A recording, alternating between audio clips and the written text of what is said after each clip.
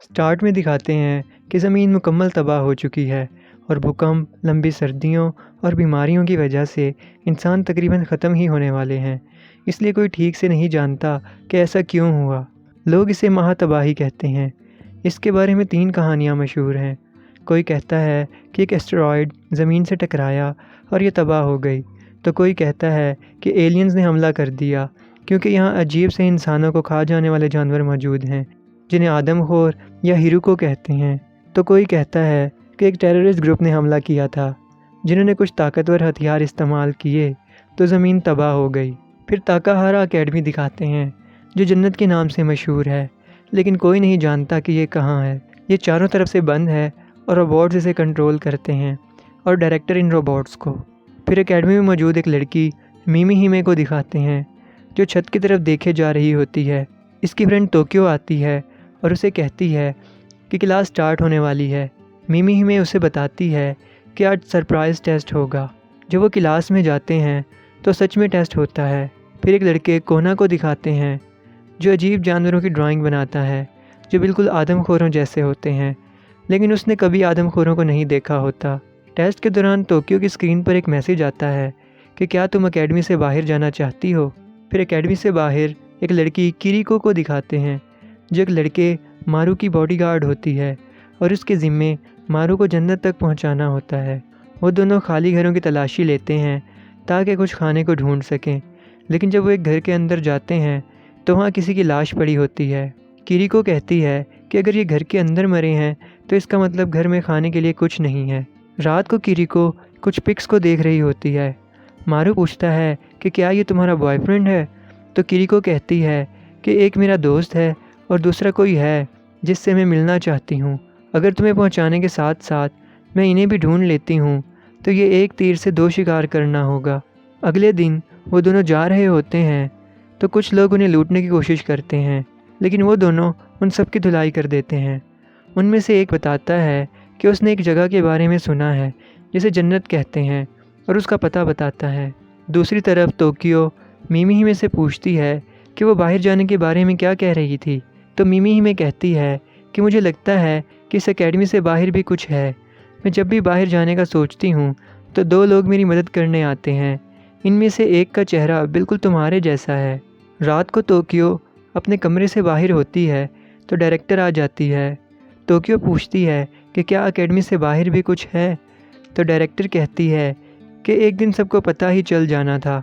हाँ, इस एकेडमी से भी बाहर एक दुनिया है जो नर्क से कम नहीं है। दूसरी तरफ किरीको और मारू एक होटल में रुकते हैं।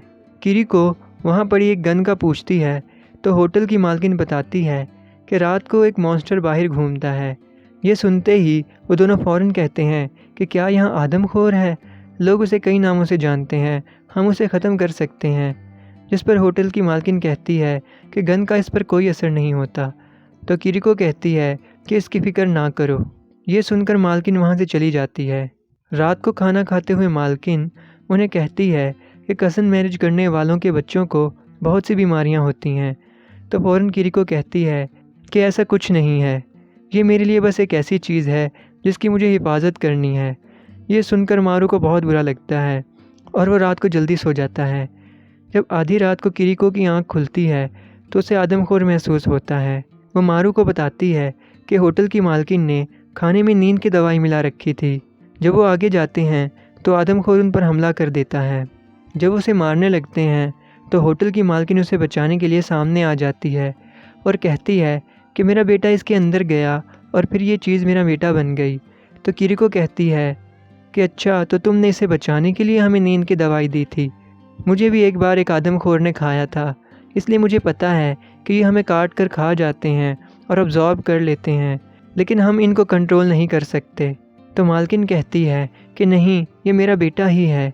जब मुझ पर हमला किया गया तो इसने मेरी जान बचाई थी। तो किरीको कहती है कि अगर तुम कहती हो तो ठीक है, कि तभी वो आदमखोर मालकिन के टुकड़े टुकड़े कर देता है।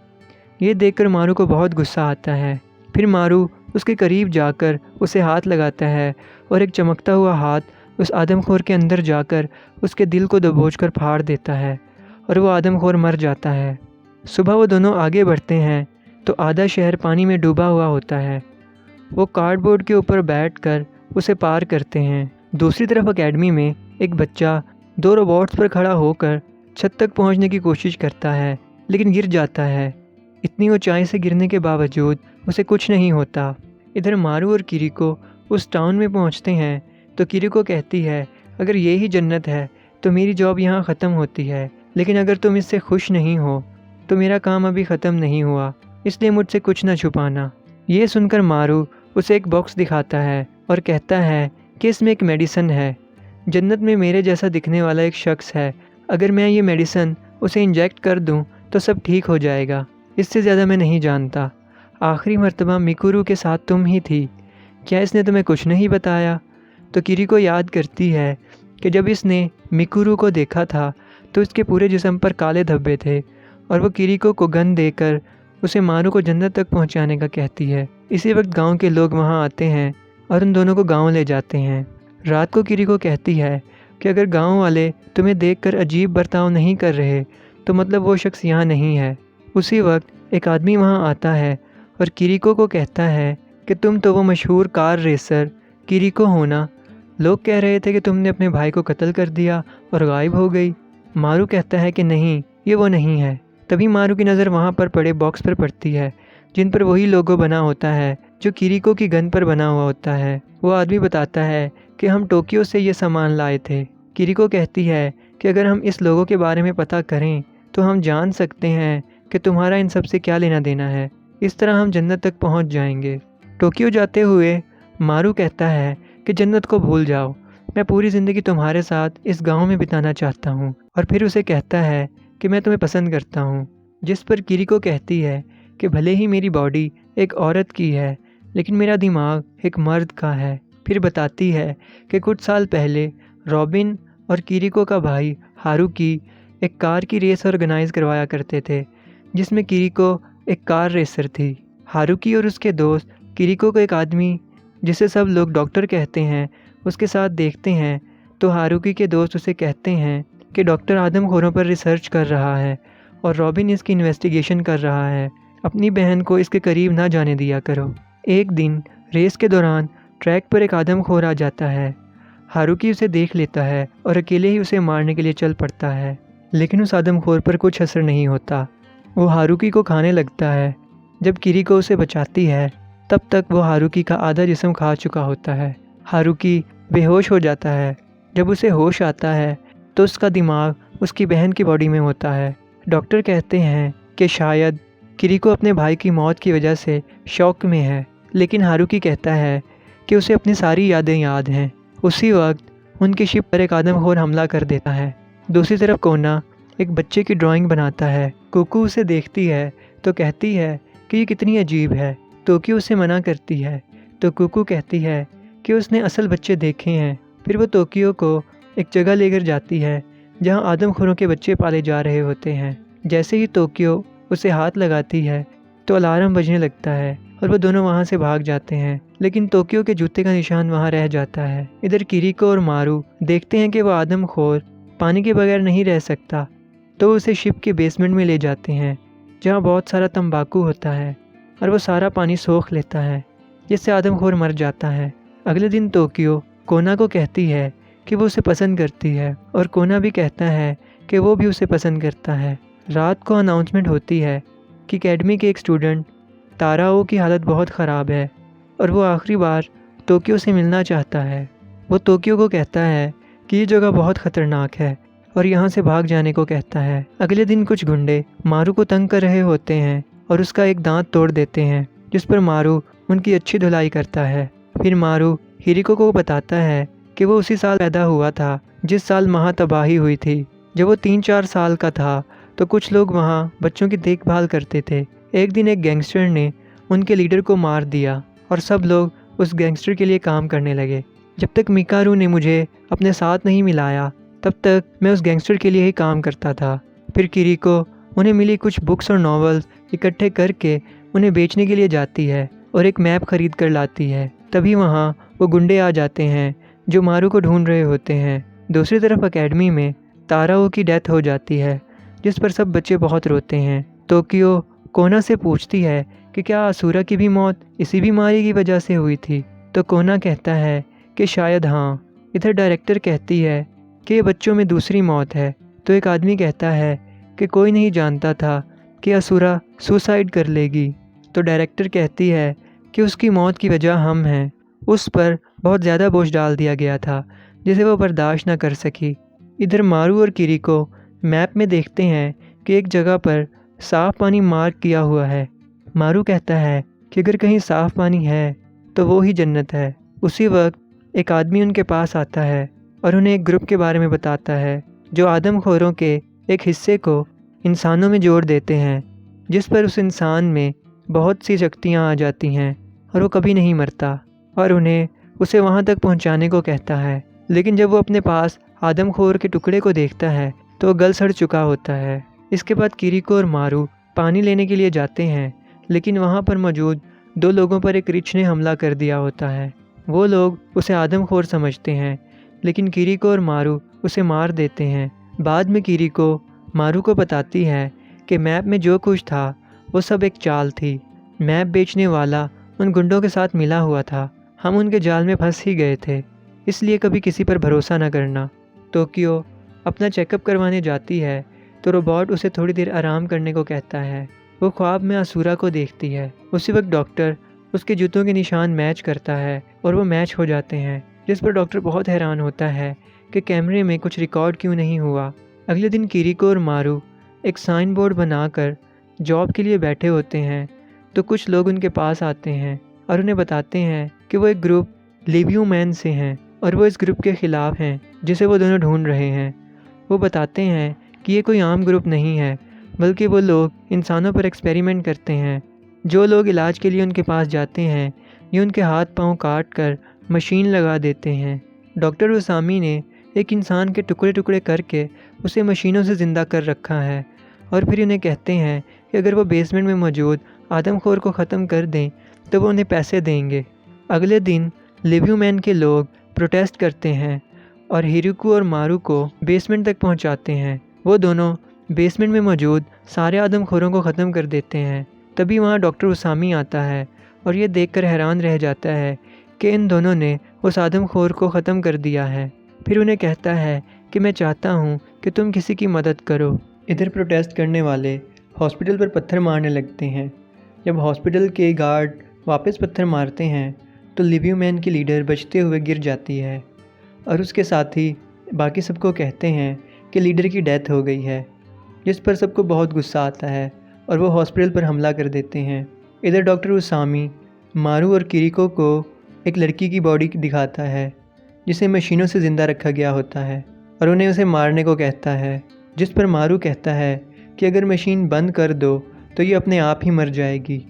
तो डॉक्टर उसामी कहता है कि अगर मशीन बंद की गई तो ये आदमखोर बन जाएगी, जिस पर किरीको हैरान होकर पूछती है कि क्या आदमखोर भी इंसान हैं।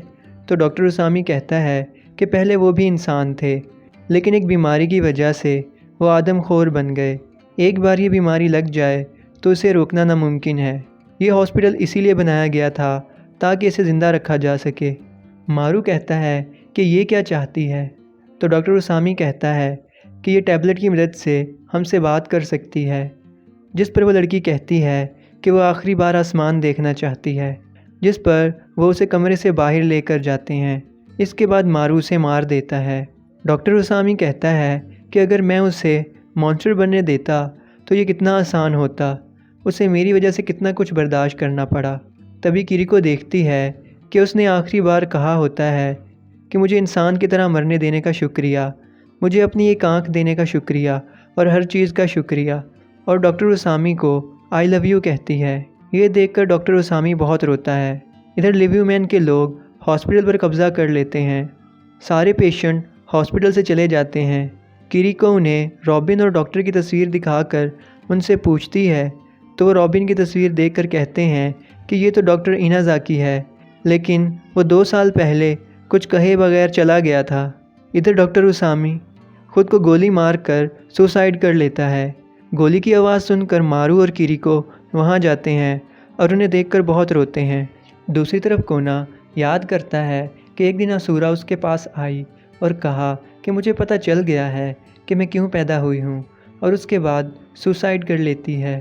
कोना कहता है कि जिसने भी असुरा को मारा था वो अब टोक्यो के लिए आ रहा है। अगले दिन कुछ लोग एकेडमी के बच्चों को देखने के लिए आते हैं।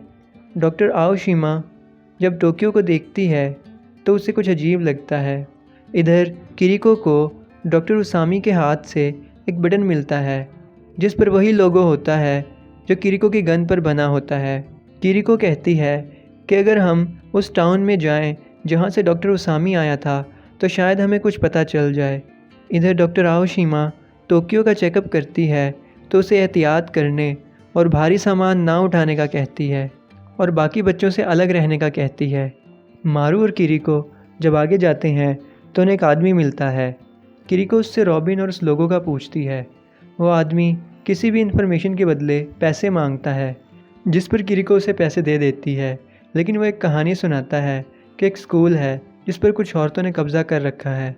अगर कोई मर्द वहाँ जाए तो उसे मार देते हैं, लेकिन अगर कोई उन्हें पसंद आ जाए तो उसे सफाई करने और बच्चे पैदा करने के लिए कैद कर लेते हैं। उसे भी कैद कर लिया था। एक दिन 2 औरतों ने उसे बच्चा पैदा करने का कहा, लेकिन एक लड़का पैदा हुआ।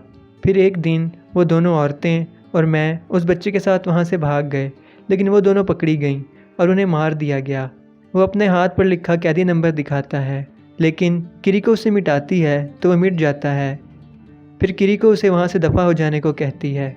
उसके बाद उन्हें सामने ही ताकाहारा एकेडमी का पुराना ऑफिस मिल जाता है।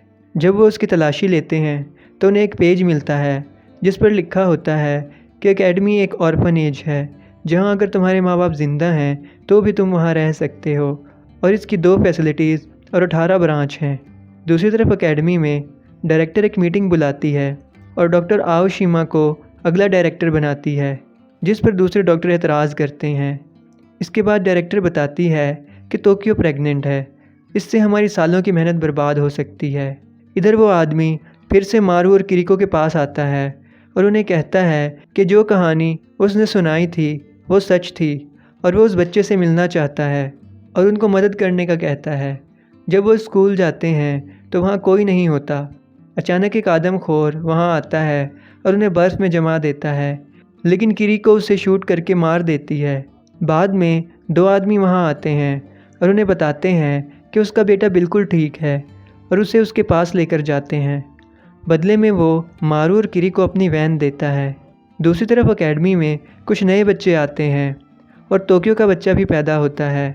डायरेक्टर डॉक्टर सावातारी से पूछती है कि क्या नए आने वाले बच्चे भी बीमार हो सकते हैं, तो डॉक्टर कहता है कि हाँ, लेकिन असल मसला ये है कि हमें इसकी वजह नहीं पता। तो डायरेक्टर कहती है तो फिर हमें टोक्यो के बच्चे पर अपनी बाजी लगानी पड़ेगी। वो बच्चा जिसे रोबोट ने नहीं बल्कि 2 बच्चों से पैदा हुआ है। तो डॉक्टर कहता है कि ब्रेन ट्रांसप्लांट के लिए कम से कम उम्र 15 साल होनी चाहिए। तो डायरेक्टर कहती है कि इसलिए तो डॉक्टर आओशिमा है, मैं जब तक वो बच्चा 15 साल का नहीं हो जाता तब तक डॉक्टर आओशिमा बनकर रहूँगी। अगले दिन मिमी हिमे नए आने वाले बच्चों में से एक लड़की ओमा से बात करने लगती है जो सबसे अलग रहती है।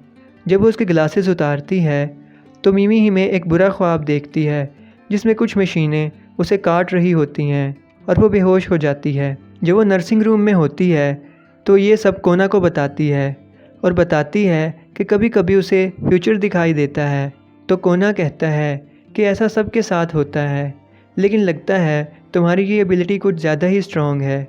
जब मिमी हिमे जाने लगती है तो उमा उसे सॉरी बोलने के लिए उसका इंतज़ार कर रही होती है, लेकिन मिमी हिमे फिर से उसकी ग्लासेस उतारती है और अपने आप पर कंट्रोल करते हुए कहती है कि देखो, ये मुझे अब परेशान नहीं कर रही। डॉक्टर आओशिमा डॉक्टर सावातारी को कहती है कि अब जब डायरेक्टर यहाँ नहीं है, अपने प्लान को फॉलो करने का वक्त आ गया है। तो डॉक्टर सावातारी कहता है कि अगर गलती से हम दरवाज़ा खोल दें तो हमारा प्लान स्टार्ट हो जाएगा। अगले दिन सारे बच्चों को इकट्ठा करके एक रोबोट उन्हें कहता है कि यहाँ से बाहर जाना ही तुम सब हिरिको का मकसद है। जल्द ही एक टेस्ट शुरू होने वाला है, तो सब उसके लिए तैयार रहो। जब सब जा रहे होते हैं तो एक लड़का कहता है कि मुझे लगा उसने हमें हिरुको कहकर बुलाया है, जैसे मैंने अपना असली नाम सुना हो जो मैं भूल गया था। फिर दिखाते हैं कि डॉक्टर सावातारी टोक्यो के बच्चे को दूध पिला रहा होता है, लेकिन वहाँ एक और बच्चा होता है जो बिल्कुल टोक्यो के बच्चे जैसा दिखाई दे रहा होता है। अगले दिन एकेडमी के मेन रोबोट में कोई ख़राबी आती है, जिसकी वजह से कई रूम के दरवाजे खुल नहीं रहे होते। अचानक ज़ोरदार धमाका होता है और एकेडमी की छत गिर जाती है। इधर मारू और किरीको एक टाउन में जाते हैं जो बहुत डेवलप हो चुका होता है। वहाँ के लोग उन्हें रजिस्टर होने का कहते हैं। जब वो रजिस्टर होने जाते हैं तो किरीको उनसे रॉबिन का पूछती है, तो वो कहते हैं कि ये तो टाउन का चीफ है। दूसरी तरफ धमाके की वजह से दोनों बच्चे मिक्स हो जाते हैं। किरीको रॉबिन से मिलती है। रॉबिन किरीको को देखते ही घबरा जाता है। किरीको रॉबिन को हारुकी से किरीको बनने की बात बताती है, तो रॉबिन कहता है कि सकुरा यानी कि डॉक्टर ऐसा कर सकता है, लेकिन उसका कोई नामो निशान नहीं। रात को रॉबिन किरीको का रेप करने की कोशिश करता है। इधर एकेडमी से 4 बच्चे बाहर आ जाते हैं। फिर वो एकेडमी से बाहर जंगल में जाते हैं, ये सोचते हुए कि शायद ये टेस्ट का हिस्सा है। डॉक्टर आओशिमा कहती है कि हमें टोक्यो का बच्चा उसे वापस कर देना चाहिए, लेकिन डॉक्टर सावातारी परेशान होता है कि इनमें से कौन सा बच्चा टोक्यो का है। जब काफ़ी दिन तक किरीको वापस नहीं आती तो मारू उसे देखने के लिए जाता है। जब वो किरीको को बंधा हुआ देखता है तो उसे बहुत गुस्सा आता है और वो रॉबिन को खूब मारता है। जब डॉक्टर सावातारी टोक्यो को उसका बच्चा देते हैं तो वो बहुत हैरान होती है। तभी डायरेक्टर वहाँ आ जाती है और बच्चा लेने की कोशिश करती है। तभी टोक्यो अपने बच्चे को बचाने के लिए अजीब सी चीज़ में तब्दील होने लगती है। इधर जब मिमी हिमे वापस एकेडमी जाने लगती है तो रास्ता भूल जाती है। अचानक वो चट्टान से नीचे गिरने लगती है तो दूसरा लड़का उसे बचाता है। जब मिमी हिमे पूछती है कि उसने ऐसा क्यों किया, तो वो कहता है कि वो उसे पसंद करता है। इधर जब कुछ लोग रॉबिन को देखने के लिए आते हैं तो वहाँ कोई नहीं होता। जब वो एक लॉक्ड रूम का दरवाज़ा खोलते हैं तो वहाँ एक लड़की को एक आदमखोर से जोड़ रखा होता है। वो लोग ये सब देखकर डर जाते हैं और यहीं सीज़न 1 ख़त्म हो जाता है।